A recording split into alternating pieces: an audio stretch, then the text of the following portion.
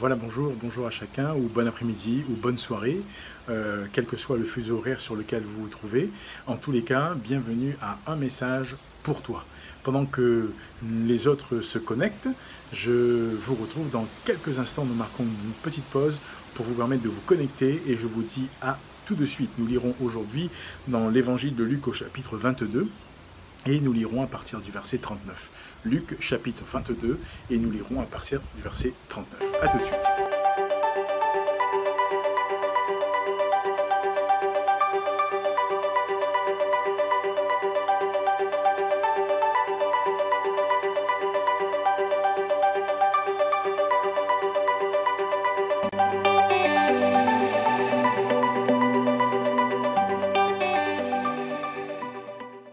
Nous poursuivons et je vous souhaite de nouveau, à vous qui vous êtes connectés, eh bien, la bienvenue, que Dieu vous bénisse, que Dieu vous accorde toute sa grâce, qu'il remplisse votre vie de sa présence et que dans ces moments, eh bien, le Seigneur vous encourage.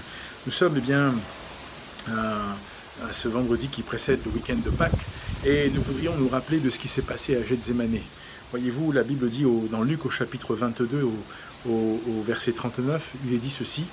Après être sorti, il alla selon sa coutume à la montagne des Oliviers, où les disciples le suivirent. Lorsqu'il fut arrivé dans ce lieu, il leur dit « Priez afin que vous ne tombiez pas en tentation. » Puis il s'éloigna d'eux à la distance d'environ d'un jet de pierre, et s'étant mis à genoux, il pria, disant « Père, si tu voulais éloigner de moi cette coupe toutefois, que ma volonté ne se fasse pas, mais la tienne. » Alors un ange lui apparut du ciel pour le fortifier. Étant en agonie, il priait plus instamment et sa sueur devint comme des grumeaux de sang qui tombaient à terre. Après avoir prié, il se leva et vint vers les disciples qu'il trouva endormis de tristesse.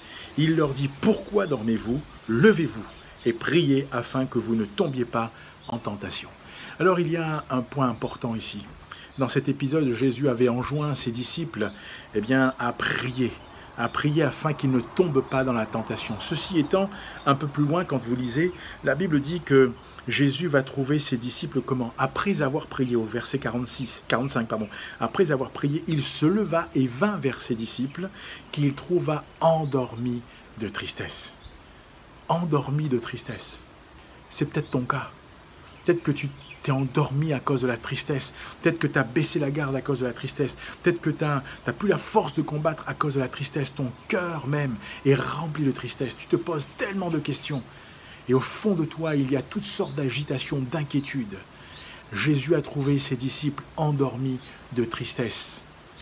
Quand on est endormi de tristesse, on est en souffrance. Quand on est endormi de tristesse, eh bien, on a baissé la garde, on n'est plus vigilant, on n'est plus apte, entre guillemets, à discerner ce qui se passe. Et j'aimerais t'encourager, il n'est jamais trop tard, pour que tu puisses entendre ce que Jésus a dit. Eh bien, Jésus avait dit, priez afin que vous ne tombiez pas en tentation. Peut-être que les épreuves, les difficultés, les luttes et les combats qui se sont abattus sur ta vie t'ont plongé dans un sommeil de tristesse. Mais aujourd'hui, alors que nous nous rappelons de ce que cela signifie la Pâque, alors que nous nous rappelons de l'œuvre que Jésus va accomplir, il va mourir pour nos péchés, il va donner sa vie pour nos péchés, mais il va ressusciter. La Bible dit qu'il va être celui qui va triompher. La mort n'aura pas de pouvoir sur sa vie, mais il va triompher. Jésus veut communiquer à ta vie le triomphe qui lui est réservé. Parce que s'il a trouvé les disciples endormis de tristesse, il ne veut pas que tu t'endormes à cause de la tristesse, à cause des épreuves, des difficultés, de ce que tu peux subir, à cause du rejet, du mépris dont tu es peut-être là encore l'objet. Au contraire, Jésus t'aime. Jésus veut encore t'encourager et il veut le meilleur pour ta vie. Alors je prie que Dieu t'encourage. Toi aussi, entends cette parole au verset 46. Pourquoi dormez-vous? Levez-vous et priez afin que vous ne tombiez pas en tentation, afin que vous n'entriez pas dans une, entre guillemets, une épreuve, une difficulté. Oui, je veux être vainqueur. Et si l'épreuve aurait pensé gagner, et m'atteindre, Jésus me donne la victoire. Que Dieu te garde, que Dieu te bénisse. Je prie pour que le Seigneur t'accorde sa grâce. Si tu ne l'as pas encore fait, je t'encourage à cliquer sur s'abonner pour que tu reçoives la notification. Et si tu es pris, tu pourras te connecter plus tard. Mais au moins que tu puisses écouter, mais faire écouter. Et nous prions à tous ceux qui écoutent, à tous ceux qui ont été relayés. Nous prions pour vous. Nous travaillons actuellement sur une autre possibilité de pouvoir faire évoluer ce programme Un message pour toi, afin de vous permettre d'aller un peu plus loin.